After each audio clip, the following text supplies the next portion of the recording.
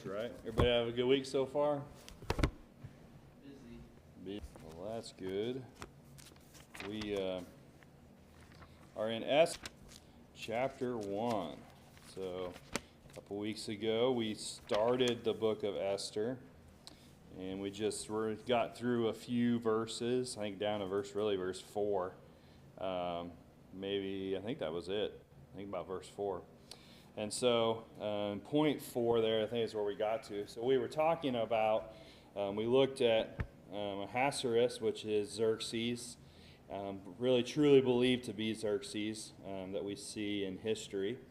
And so the first part of this chapter, really down to verse 10, or really verse 9, is focused upon this feast that, well, really there's two feasts. There's three feasts. We have the feast that lasted how long? How long was the first feast? We talked about that. Huh? 180 days, right?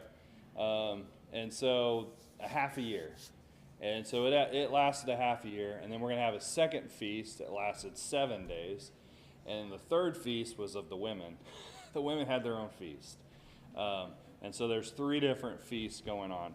And so in this first feast, he has gathered really all of his governors from all the other areas to come in, which included Israel, because that is one of the provinces of the kingdom.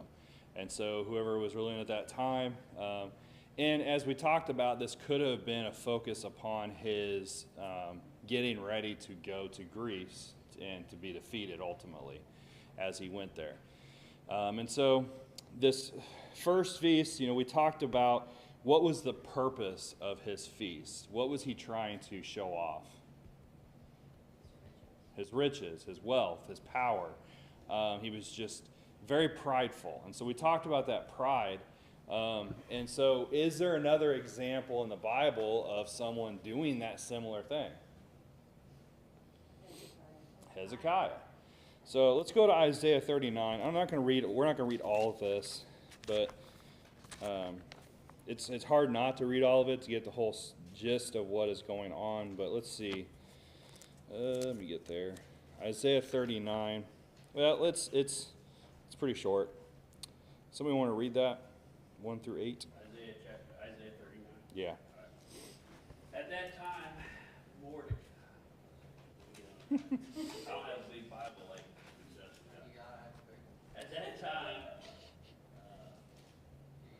Mordecai, Baldin, the son of Baladan, king of Babylon, sent letters as a present to Hezekiah, for he heard that he had been sick and had recovered.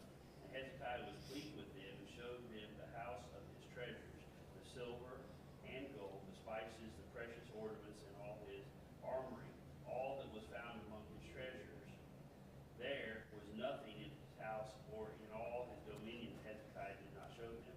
Then Isaiah the prophet went to King Hezekiah and said to him, "What did these men say, and from where did they come to you?" So Hezekiah said, "They came to me from a far country, from Babylon." And he said, "What have they seen in your house?" So Hezekiah answered, "They have seen all that is in my house. There is nothing among my treasures that I have not shown them." Then Isaiah said to Hezekiah, "Hear the word of the Lord of hosts. Behold, the days are coming when all that are not in your house and what your fathers have accumulated until this day shall be carried to Babylon. Nothing shall be left, says the Lord. And they shall be taken away, some of your sons who will descend from you, whom you will beget, and they shall be eunuchs in the palace of the king of Babylon." So Hezekiah said to Isaiah, "The word of the Lord which you have spoken is good." For he said, "At least there will be peace and truth in my days." All right, so Hezekiah was a good king, and but he made a bad choice here. Who did he show all of his riches to? The enemy. So at this time, Babylon had not went and tried to capture Judah yet. And so they were just a rising power at that time. And to show off what Hezekiah had, show off his might and his riches and all that, he showed it to them.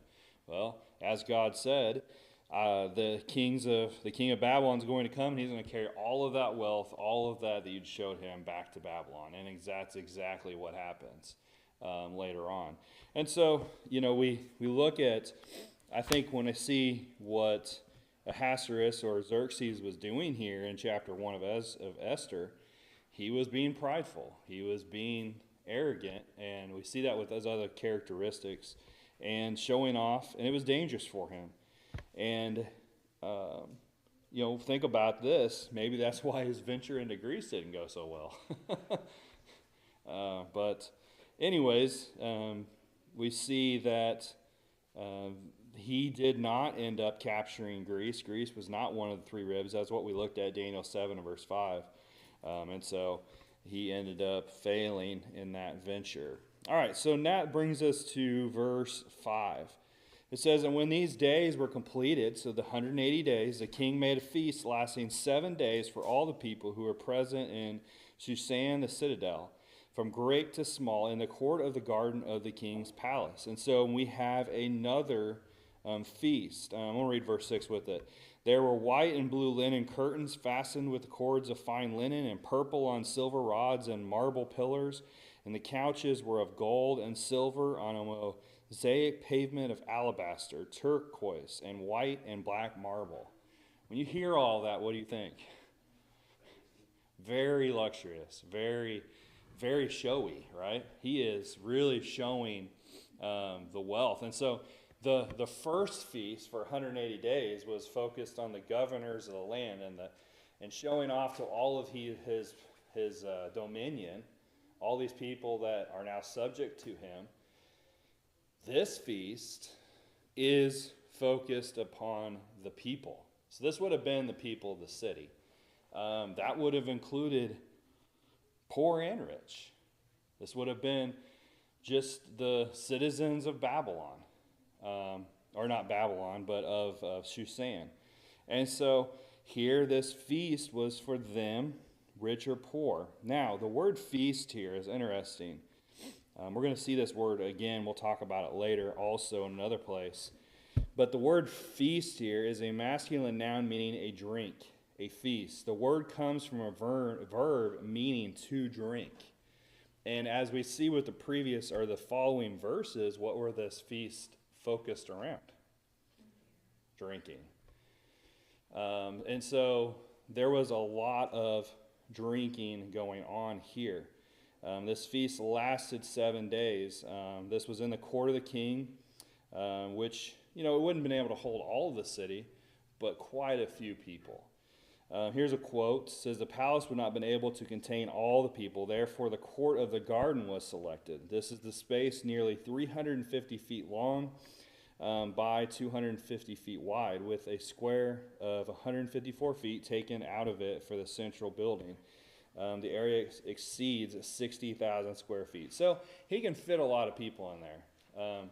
Imagine the amount of people drinking and the excess that we're going to talk about. There's going to be a lot of problems, a lot of things going on. And so they decorated the garden for the feast. It was customary on such occasions not only to hang the place about with elegant curtains of the above colors, but also to have a canopy of rich stuff suspended on cords from side to side of the place in which they feasted. Such courts were ordinarily paved with different colored marbles or with tiles painted as above specified. And this was the origin of the muse or mosaic work, well known among the Aztecs and borrowed from them by the Greeks and the Romans. And so you have the cords and the curtains that it's described there and all the fancy, showy things that was decorated in this area. And not only that, there was couches. I think that's interesting. So the word there really means a place to sit. So he had places for them to sit, but how were these couches? What were they made of? Or what were they covered with? Yeah. They were covered with gold and silver cloths. And so it's just very lavish. It's crazy. I mean, you have this amount of people The actual framework were of precious metals, those like Xerxes would take with him into Greece. We talked about when we a lot of times see in history Xerxes pictured, he's sitting upon his throne being carried. This would have been similar, these couches that he would take with him. So if you're just laying gold around for people to sit on, what does that mean? You got a lot of it. You got a lot of money, a lot of riches, and not only that, we're going to see next. Look down at verse 7 and 8. It says, "And they served drinks in golden vessels, each vessel being different from the other, with the royal wine in abundance, according to the generosity of the king. In accordance with the law, the drinking was not compulsory, for so the king had ordered all the officers of his household that they should do according to each man's pleasure." And so not only did they have all this lavish couches and things like that, each person had their own cup that was gold, a vessel that was all different. That's crazy. Different shapes, I don't know. It reminds me of another place. Where have we seen where a king and his feast was eating or drinking from golden vessels? In the book of Daniel, right? Be Nebuchadnezzar's son. The night that the handwriting was on the wall, they were eating or drinking from the vessels that were from the temple. And so it's just crazy to imagine this scene here of what is going on. They have all these different shaped vessels that were made of gold. And it says that they drank of royal wine. This wine would have been, the most expensive, what they would consider the best wine. It would have been from his stock of wine, but it was brought out for the people for 7 days to drink. And then verse 8 is important because it says, "In accordance with the law, the drinking was not compulsory. Another word for that would be was not restricted." Let's say that. And so the king abolished the law for drinking. Now this is interesting. Michael Hatcher stated this: "In the usual practice, the king would force his guests to drink a certain amount. The practice of compelling men to drink led to excessive drinking." And so it was believed that the law was that people, whoever was joined in the feast with the king, was forced to drink a certain amount. You had to drink a certain amount. So that it could have been a low amount. We don't know what the amount is. His theory was that it was excessive in the amount that they would be forced to drink. But you start thinking about that. There was a law that they had. If you came to the king's feast, you would have to drink a certain amount. Now it's going to be changed for this occasion, but we'll talk about that in a second. But it kind of made me think of the book of Daniel, right? Somebody read Daniel chapter 1, verse 5 through 8.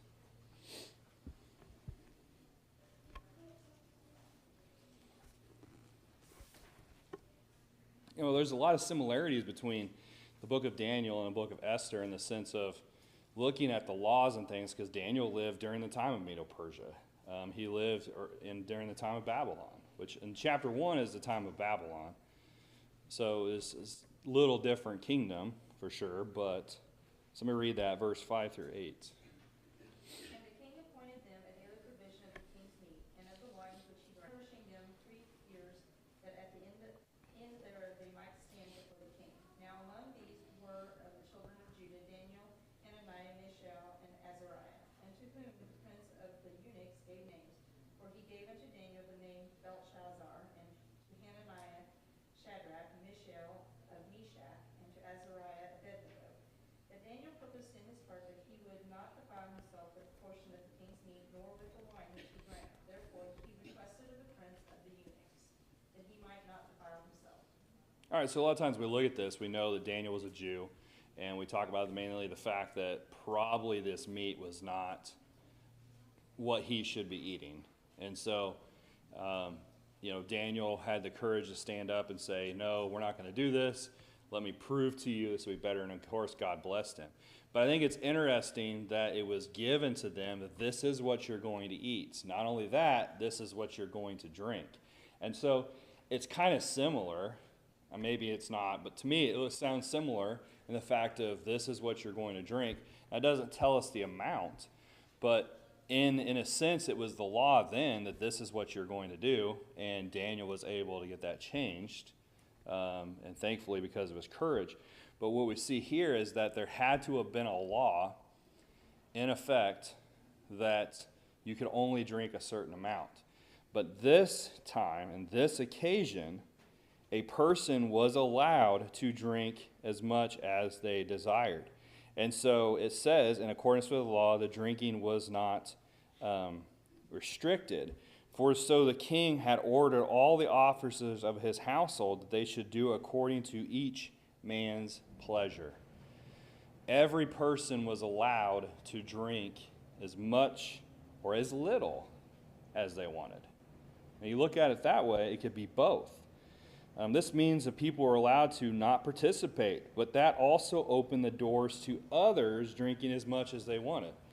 Now, you think about that. Would one or the other be right in God's eyes? To just drink a little or drink a lot?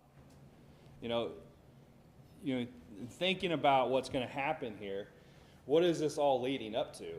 It's going to lead up to the king making a really bad decision, in the sense of what happens with Vashti. But of course, it's going to lead to Esther being able to be a part of, be the queen, and God's purpose. But we do see here that it is going to lead to a bad decision that the king makes. And so, you think about it, to drink some is too much, to drink much is too much. You think about God does not want us to be drinking. So let me read Ephesians 5, verse 18.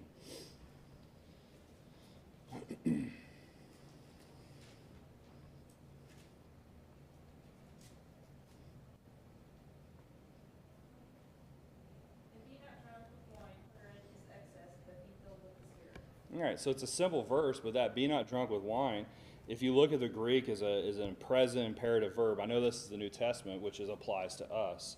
But it means that focus upon that word means to not even start to drink. And because of the dangers and the word in the New King James, what was the word the King James used there? The New King James uses dispensation. What is it? Excess. Excess, I think, is the word. Excess is not the best translation of that word. Because when we think of excess, what do we think of? Too much. And so the idea is don't drink too much. But if you look at the word, it really means debauchery. It really means, in Thayer says unsaved. And so the idea is drinking a little is debauchery, not excess, not to go past a certain point, but that shouldn't even start. And there's several Old Testament passages that go along this line. So let me read Genesis 9, verse 21.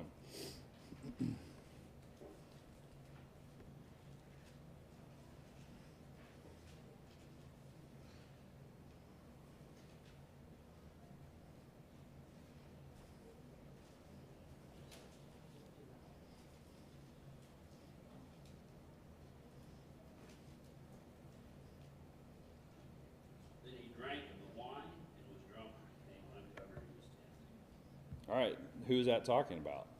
Noah. Another example of drinking not being a good decision. Proverbs 31, 3 through 7.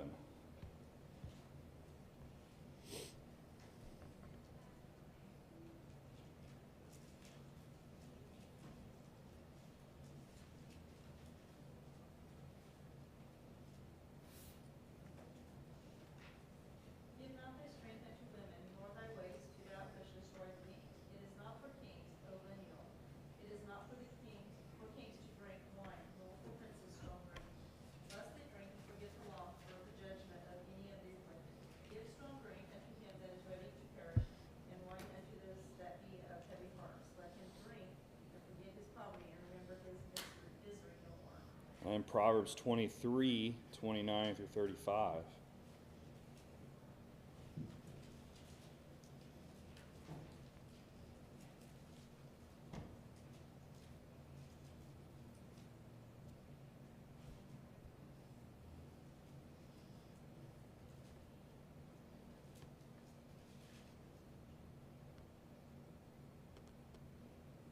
Proverbs 23, 29 through 35. Who has woe, who has sorrow, who has contentions, who has complaints? Who has wounds without cause? Who has redness of eye? Those who linger long at the wine, those who go in search of mixed wine. Do not look on the wine when it's red, when it sparkles in the cup, when it swirls around smoothly. At the last it bites like a serpent, stings like a viper. Your eyes will see strange things, your heart will utter perverse things. Yes, you will be like one who lies down in the midst of the sea, or like one who lies at the top of the mast, saying, they have struck me, but I was not hurt. They have beaten me, but I did not feel it. When shall I awake, that I may seek another drink? All right, then Proverbs 20 and verse 1. One more. We could go to many more, but that's just a few to look at. Proverbs 20 and verse 1. Wine is to mockers, strong drink to raging, and whosoever is deceived thereby is not wise. All right, so several passages focus upon how drinking is never a good thing. When you tie that, I think one of the strongest verses for that is Ephesians 5, verse 18, in relation to not even to start to drink. But you see that this is just another example in a time where we see they get drunk, and there's going to be a bad decision made, and drinking's involved. Drinking's a big part of that. And so the last part of that, it says in verse 8, that they should do according to each man's pleasure. Think about that statement. That's a pretty dangerous statement, isn't it? Because we see that in other places of Scripture. Somebody read Judges 21, verse 25.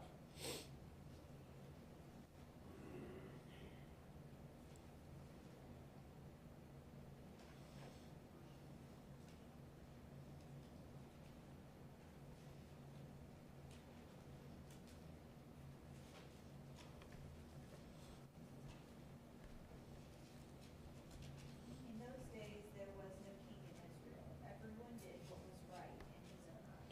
And what was Judges, I mean, the whole book about? Leaving God, comes back. Yeah.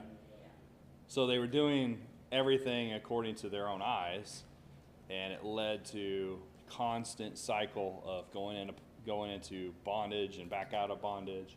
Just terrible cycle. And so, a lot of times we read Judges 21, we say, well, that's after all the account of Judges. It's really, that is before chapter 1. 21 is. But somebody read Genesis 6 and verse 5. The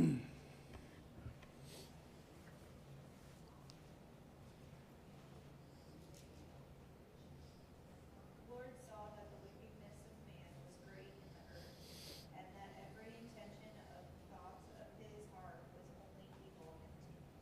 What was the state of the world at that time? Not great. Not great. So it fits within this same statement. I mean, the statements that are used in both of these passages are what was right in his own eyes, things like that. Here, we're looking at this king who tells all of his people, you do what brings you pleasure, what is right in your own eyes. And when you look at some of the history of Xerxes, he did that a lot. He was known for that. And so I don't see that any different than some of the thinking of the world today, is it?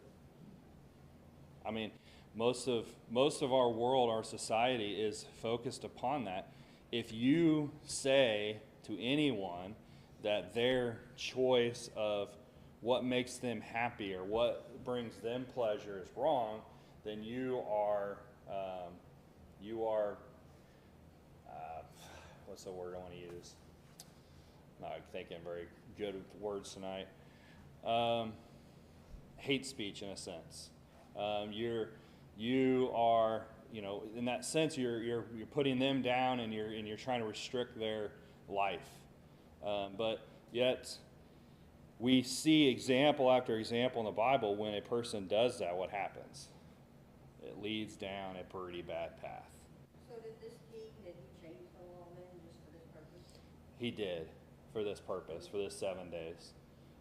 He stated that this is what you're going to do for these 7 days in this celebration.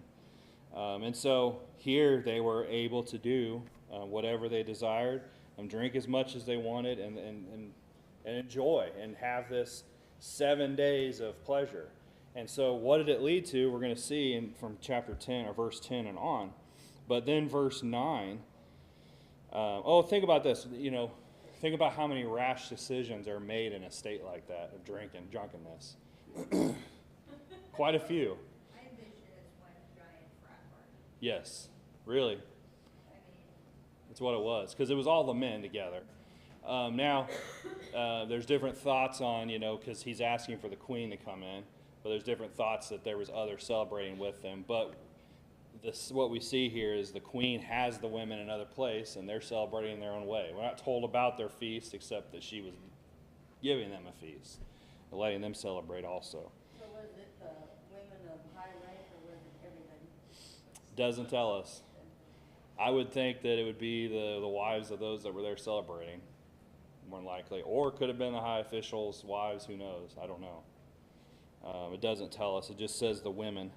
Based on some historical evidence about the type of morality, the time, and the king, and all that. And some people believe that, of course, maybe the wives were gone, but that doesn't mean they were doing this.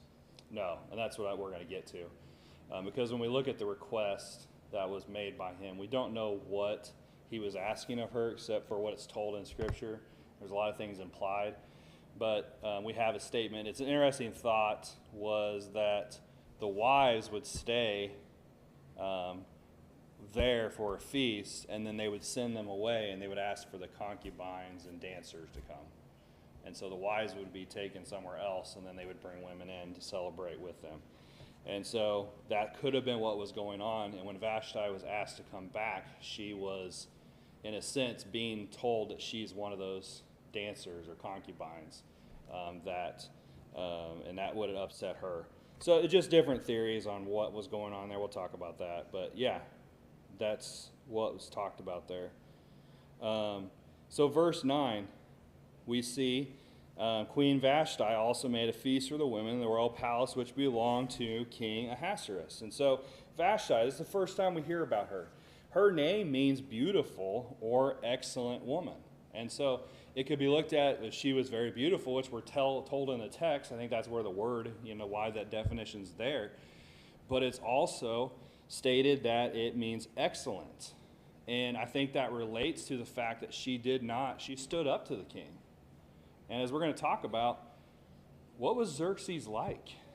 In some of the introduction stuff that we talked about. Was he very level-headed? He was crazy, right? He would make rash decisions, and he would jump one. I think Lauren said he was bipolar. I think that was a good way to describe it. He'd be one way one minute, and then he'd be another way another minute. So for her to say no to him, especially in the state that he was, it hurt his feelings. It did. But she could have lost her life. So obviously it was something that she thought would be terrible to do. And so that's why I think in her meaning of her word, it means excellent woman. She had the guts to stand up to him. And it's where she could have been killed.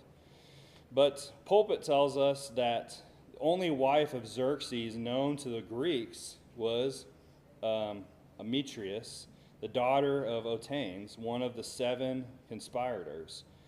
Xerxes probably took her to wife as soon as he was of marriageable age, and before he ascended to the throne had a son by her who is his 7th year was grown up. And so Pulpit just gives us a little bit more. We don't know anything about her, but Greek writings tell us that Xerxes had a wife, and this was her name, and so that could have been her, known by a different name in the writings of the Greeks. But We don't know, but it's supposed. But many assume that the women were not allowed to be at the feast with the men.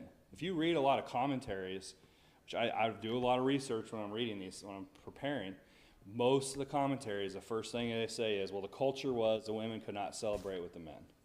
They would not integrate. They would be separate. But the problem with that is, somebody read Esther 5, verse 3 through 6.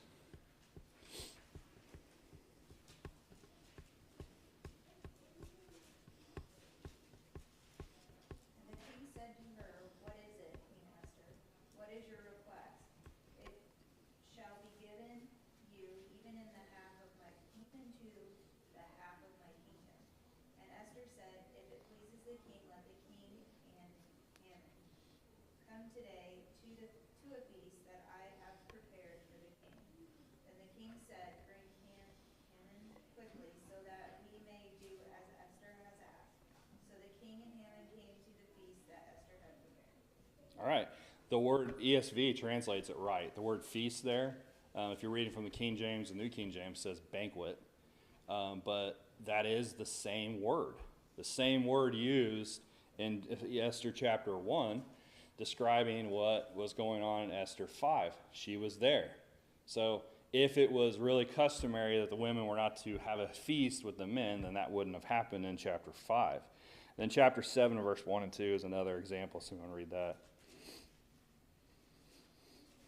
So the king and Haman went to dine with Queen Esther, and on the second day at the banquet of wine, the king again said to Esther, "What is your petition, Queen Esther? It shall be granted you.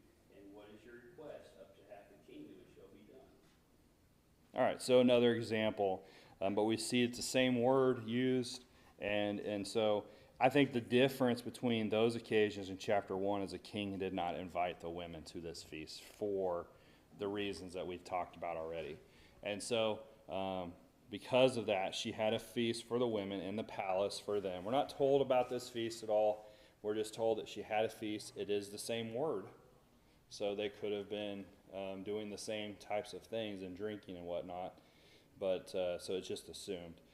And so then we get to, well, we're out of time, verse 10. So verse 10 through the end of the chapter is now going to be when Vashti is asked to come in and she refuses. So we'll talk about that. Any questions or comments? All right, we'll pick up here next time. Thank you, guys. Holly.